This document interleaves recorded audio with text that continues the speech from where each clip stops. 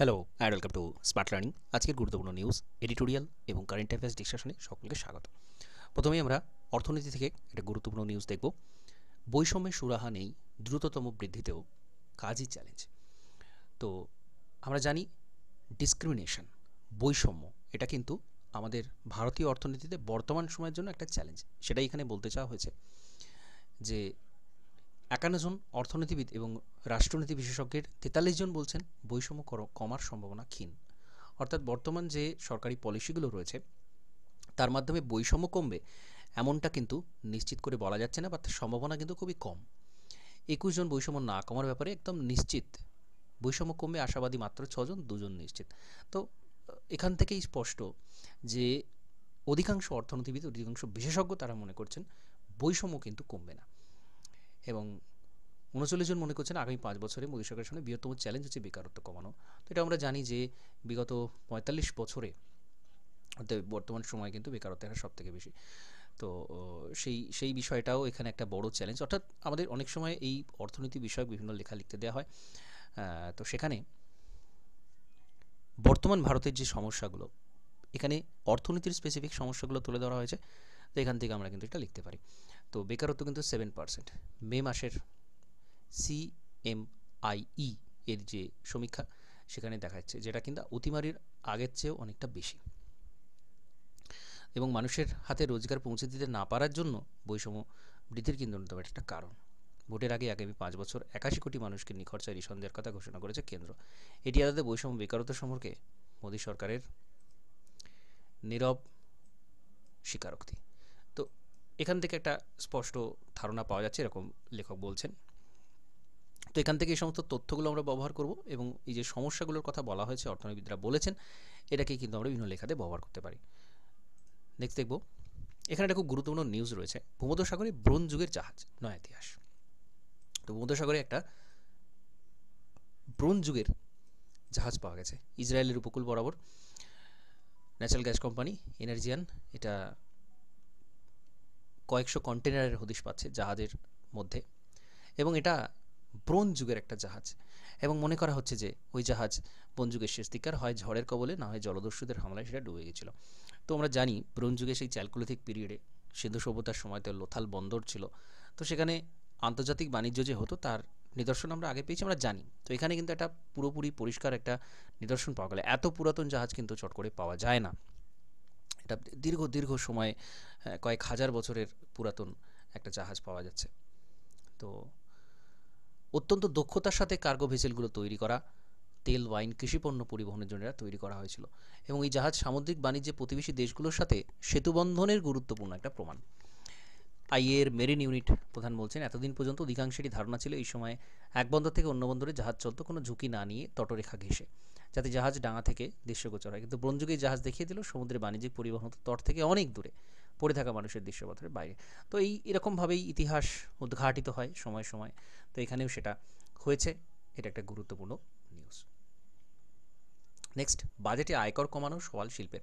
তো এটা আমরা আগেও দেখেছি যে বণিক সভা থেকে অলরেডি এটা বলা হয়েছে যে যাতে করে আয়কর, যারা বছরে ১৫ লাখ পর্যন্ত আয় যারা করেন তাদের ক্ষেত্রে আয়কর একটা সীমায় মধ্যে বেঁধে রাখা, ইত্যাদি ইত্যাদি। সেখানে গতকালই আমরা দেখেছি। তো এখানেও সেটাই বলা হচ্ছে যে পূর্ণাঙ্গ বাজেটের সময় আমরা আশা করতে পারি যে আয়কর কমানোর বিষয়টা সেখানে দেখা হবে।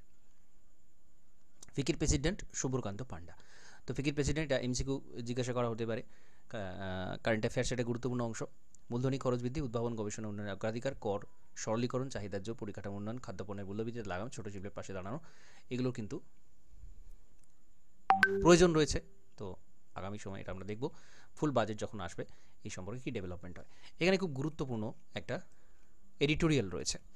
এডিটোরিয়ালে মূল বিষয়বস্তু হচ্ছে কি,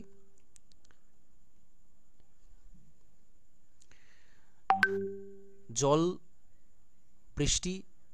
বৃষ্টিপাতের বর্তমান সময়ে যে ঘাটতি সেই বিষয়ে আলোচনা করা হয়েছে, এবং হলেও জল ব্যবস্থাপনার যে অভাব, তার যে সমস্যা, সেটা নিয়ে এখানে বলতে চাওয়া হয়েছে। বর্ষার দেখা নেই, সিকিম উত্তরবঙ্গের প্রধান নদী তিস্তা বন্যার জলে তাসমূর্তি ধারণ করেছে। সংসদে বলা হচ্ছে তিস্তার গ্রাসে ঘরবাড়ি, প্রলয়ঙ্করী তিস্তা ইত্যাদি। তো এগুলো আমরা দেখছি দীর্ঘদিন ধরে, এবং কারণটা আমরা অলরেডি আলোচনা করেছি যে প্রচুর বাঁধ দেওয়া হয়েছে, বাঁধের পিছনে পুলি জমে গেছে, নদী ভরাট হয়ে গেছে, তো বন্যা হওয়াটা খুব স্বাভাবিক। এখানে ভরাট নদীর দুকুল চাপাতে বাধ্য 2-3 দিন বৃষ্টি হলে এই ঘটনা ঘটতে দেখা যাচ্ছে, আমরা দেখছি। এবং আরেকটা বিষয় কি, পৃথিবীর 3 ভাগ জলের বিস্তার সত্ত্বেও ব্যবহারযোগ্য মিঠে জল যে অতি সামান্য যতটুকু আছে তাও জমাট বেঁধে থাকে মেরু প্রদেশ পর্বতী হিমবাহে শিখরে।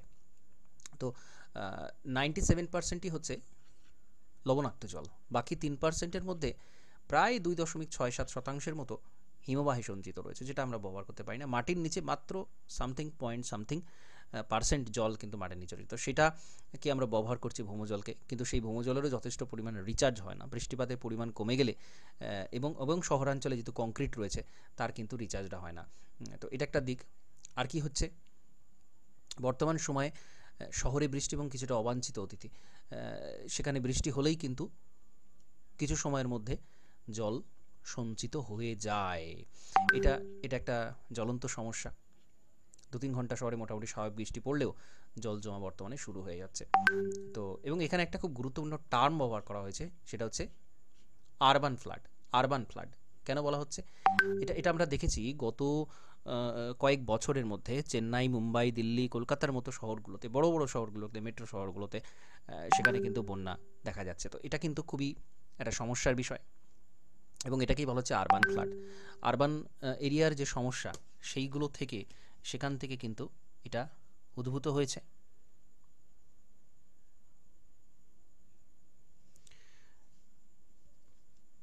তো এটাকে মোকাবিলা করতেই হবে, এই সমস্যাটাকে তুলে ধরা হয়েছে এখানে। Catch the rain drop where it falls, এটা কিন্তু একটা দিক। কারণ শহরাঞ্চলে একদিকে যেমন আরবান ফ্লাড হচ্ছে, তার কারণ হচ্ছে কংক্রিট, নিচে মাটির নিচে জল পৌঁছাতে পারছে না, কংক্রিট সহজে সেটা জমে যাচ্ছে জলটা। তো এটা আরেকটা সমস্যা তৈরি করে। একদিকে যেমন বন্যা করে, অন্যদিকে ভৌমজলে কিন্তু রিচার্জ হয় না, মাটির নিচে জল পৌঁছাতে পারে না, কারণ উপরে কংক্রিট রয়েছে, সবই কংক্রিট, ঘর বাড়ি না হতে হতো, সেখানে রাস্তা রয়েছে। তো সুতরাং মাটির নিচে জল যাওয়ার কোনো জায়গাই নেই, তাহলে কীভাবে সেটা রিচার্জ হবে, ভৌমজল রিচার্জ হবে? তো এখানে একটা সমস্যা তৈরি হয়েছে। প্রজেক্ট হয়, বাজেট স্যাংশন হয়, উদ্ধার কার্য হয়, কিন্তু জল জমার কোনো সমাধান হয় না। জল নিচে গড়িয়ে যাওয়ার রাস্তা অনুদ্ধারণীয় হয়ে বন্ধ হয়ে গিয়েছে। কলকাতায় 20 বছর আগে শোনা যেত ডুবে যাওয়া এলাকা থেকে পাম্প করে জল বার করে নেওয়ার কথা, কিন্তু বর্তমানে সেই জল ফেলার এলাকা বাকি নেই কোথাও। পূর্ব কলকাতার জলভূমিতে কোনো জায়গা নেই, অন্যান্য খালসহ শহরের সমস্ত নিকাশি চাপা পড়েছে আবাসনের তলায়। আদিগঙ্গা কোনোভাবে জল বহন করতে অপারগ, তার প্রস্ত আরও রত হচ্ছে। নদীর বুকে মাঝখান পর্যন্ত মন্দির সংলগ্ন বিশাল ঘাট নির্মাণ প্রকৃতির সাথে মানুষের বসবাসের অভ্যস্ত নিয়মকে চূড়ান্ত অদূরদর্শিতার যথেচ্ছ লঙ্ঘন করার উন্নয়নমূলক কাজে কেউই পিছু নেই। সুতরাং এই যে সমস্যাগুলো, এটা কিন্তু ওয়াটার ম্যানেজমেন্ট এর একটা গুরুত্বপূর্ণ দিক। যাদের জিওগ্রাফি অপশনাল রয়েছে তাদের এই জায়গা থেকে তথ্য সংগ্রহ করতে হবে, এবং সাধারণভাবেও এই যে সমস্যাগুলো, এই সমস্যাগুলোর থেকে অনেক সময় এডিটোরিয়াল লেটার লিখতে দেওয়া হয়, তো সেগুলো আমাদের কিন্তু এখান থেকে তথ্য সংগ্রহ করতে হবে। কয়েকটা ইম্পর্টেন্ট টার্ম রয়েছে, এছাড়াও বাস্তব সমস্যা কিন্তু এখানে বলা রয়েছে। আচ্ছা, নেক্সট দেখব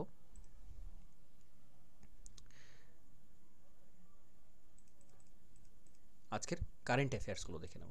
গতকালের যে সমস্ত গুরুত্বপূর্ণ কারেন্ট অ্যাফেয়ার্স ছিল, ওয়ার্ল্ড রিফিউজি ডে ছিল 20শে জুন, world refugee day. IS officer Ashwini Kumar appointed as new commissioner of the municipal corporation of Delhi. Delhi municipal কর্পোরেশনে অশ্বিনী কুমার নতুন কমিশনার অ্যাপয়েন্ট হয়েছেন। Miyawaki plantation method in news. Miyawaki সাম্প্রতিক NHAI, national highway authority of India, তারা ঠিক করেছে যে এরকম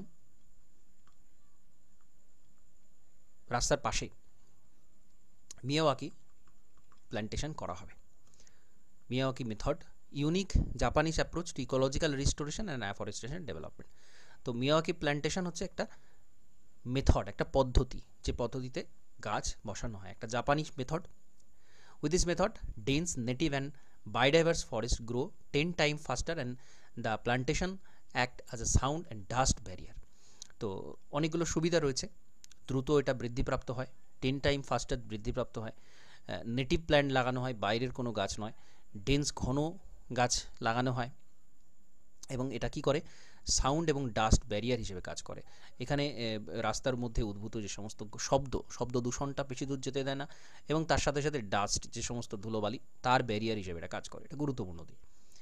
Indian cabinet approve setting up a major port at Vadhavan in Maharashtra. মহারাষ্ট্রের ভাদাবানে একটা নতুন মেজর পোর্ট তৈরি হতে চলেছে, আন্তর্জাতিক একটা বন্দর তৈরি হতে চলেছে মহারাষ্ট্রতে, অ্যাপ্রুভ করা হয়েছে, এটা গুরুত্বপূর্ণ news. Next, national forensic infrastructure enhancement scheme. এই স্কিমে একটা ন্যাশনাল ফরেন্সিক সায়েন্স ইউনিভার্সিটি তৈরি করা হবে। ন্যাশনাল ফরেন্সিক সায়েন্স ইউনিভার্সিটি একটা তৈরি হতে চলেছে, এটা আমরা দেখব। Forensic laboratory across the country, establishment of central forensic laboratory across the country, এটা তৈরি হবে।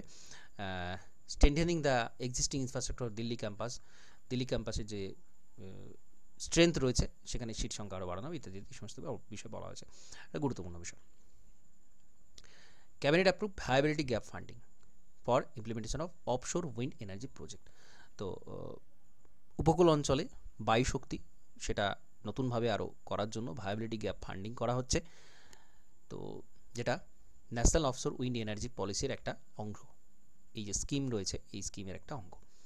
এখানে কত টাকা টোটাল করা হয়েছে সেটা বলা হয়েছে, এটা গুরুত্বপূর্ণ নয়, কিন্তু এটা করা হবে সেটা গুরুত্বপূর্ণ। বারাণসী এয়ারপোর্টকে এক্সটেনশন আরও করা হচ্ছে, এটা একটা গুরুত্বপূর্ণ দিক।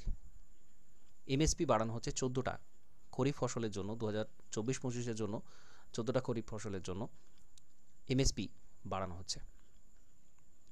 এমএসপি বাড়ানো হচ্ছে অত্যন্ত গুরুত্বপূর্ণ একটা বিষয়। এমএসপি মিনিমাম সাপোর্ট প্রাইস, তো আমরা জানি মিনিমাম সাপোর্ট প্রাইস এটা ঘোষণা করে দেওয়া হয় ফসল ফলার আগেই, বছরের শুরুতে 24-25 সেশনের জন্য এটা ঘোষণা করে দেওয়া হয়েছে কতটা থাকবে। Next, India rank 63 energy transition index, অত্যন্ত গুরুত্বপূর্ণ। এই ধরনের ইন্ডেক্সগুলো থেকে প্রচুর প্রশ্ন হয়। এনার্জি ট্রানজিশন ইন্ডেক্স 2024-এ ভারতের র্যাঙ্ক হচ্ছে 63। এটা বের করে কে? এটা বের করে ওয়ার্ল্ড ইকোনমিক ফোরাম থেকে এটা বের করা হয়, খুব গুরুত্বপূর্ণ। প্রথম স্থানে রয়েছে সুইডেন, দ্বিতীয় ডেনমার্ক এবং তৃতীয় ফিনল্যান্ড। ভারত রয়েছে 63তম স্থানে। India export record 17,81,602 million ton of sea food in 2023-24। 2023-24-এ এত মিলিয়ন টন সামুদ্রিক খাদ্য, সি ফুড, যেটা বর্তমানে যার চাহিদা বাড়ছে সারা বিশ্ব জুড়ে, অত্যন্ত পুষ্টিকর খাদ্য, তো এটা ভারত কিন্তু এত মিলিয়ন টন এক্সপোর্ট করেছে, যেটা কিন্তু বাড়ার দিকে, এটা একটা গুরুত্বপূর্ণ বিষয়। Indian army launches first of is kind skin bank for treatment of severe burn injuries. তো ইন্ডিয়ান আর্মি থেকে পুড়ে যাওয়া তার এই যে ইঞ্জুরি, সিভিয়ার বার্ন ইঞ্জুরি, যেটা ব্যাপকভাবে পুড়ে গেলে যে ক্ষয়ক্ষতি হয়, তার জন্য স্কিন ব্যাংক তৈরি করেছে ফার্স্ট অফ ইস কাইন্ড, প্রথমবারের জন্য এটা তৈরি হচ্ছে, যেটা গুরুত্বপূর্ণ। নিউ স্নেক ইয়েল স্পিসিস অফিকথাস সুরিয়াই, এটা উড়িষ্যাতে আবিষ্কার হয়েছে, নতুন একটা স্নেক ইল স্পিসিস। তো এই ধরনের বায়োলজিক্যাল যে সমস্ত আবিষ্কারগুলো হয় নতুন নতুন, তার থেকে প্রশ্ন আসে, সায়েন্স অ্যান্ড টেকনোলজির একটা পোর্শন, খুব গুরুত্বপূর্ণ, এটা আমাদেরকে মনে রাখতে হবে। Next, Indian army inducts indigenous ASMI sub machine gun. তো Indian army ASMI sub machine gun এটা তৈরি করেছে, ইন্ডিজিনাসলি ডেভেলপড, এবং এটা কী করেছে? DRDO তৈরি করেছে, Pune base laboratory armament research and development establishment ARDE, এরা ASMI সাব মেশিন গান তৈরি করেছে, ইন্ডিজিনাসলি ডেভেলপ, যেহেতু ভারত তার নিজস্ব টেকনোলজি তৈরি করেছে, এটা গুরুত্বপূর্ণ। তো সাথে সাথে আজকে গুরুত্বপূর্ণ নিউজ এডিটোরিয়াল ডিসকাশন এখানে কমপ্লিট করছি। নমস্কার, ধন্যবাদ।